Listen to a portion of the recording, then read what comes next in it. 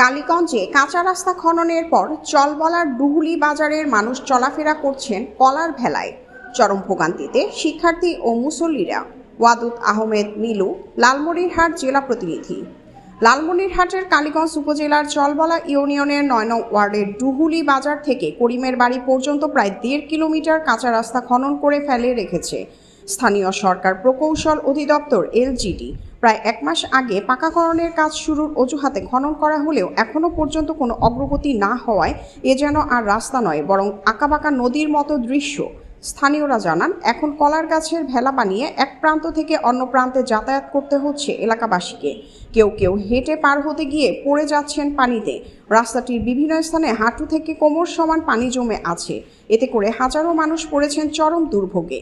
বিশেষত এই পথে চলাচলকারী অন্তত ৫-৬টি শিক্ষা প্রতিষ্ঠানের হাজারো শিক্ষার্থী এবং স্থানীয় মসজিদ, মাদ্রাসা ও মন্দিরে যাতায়াতকারী শতাধিক ধর্মপ্রাণ মানুষ কঠিন বিপাকে পড়েছেন। এলাকাবাসীর অভিযোগ, ঠিকাদারদের দ্বন্দ্ব ও মামলা জটিলতার কারণে কাজটি বন্ধ রেখেছেন কালীগঞ্জ উপজেলা নির্বাহী কর্মকর্তা। কিন্তু এই অবস্থার কারণে সাধারণ মানুষকে পড়তে হচ্ছে দুর্ভোগে। স্থানীয় এক ব্যবসায়ী বলেন, আমরা মনে করেছিলাম রাস্তা পাকাকরণের পর আর কষ্ট থাকবে না, কিন্তু উল্টো এখন যাতায়াতই দুঃসহ হয়ে গেছে। কলার ভেলায় চড়ে বাজারে আসতে হয়। শিশু ও বৃদ্ধদের নিয়ে বের হওয়া প্রায় অসম্ভব। একজন শিক্ষার্থী অভিভাবক ক্ষোভ প্রকাশ করে বলেন, শিক্ষার্থীরা প্রতিদিন ভিজে স্কুলে যায়, এতে তাদের পড়াশোনা বিঘ্নিত হচ্ছে, অথচ উন্নয়নের নামে এই ভোগান্তি সৃষ্টি করা হয়েছে।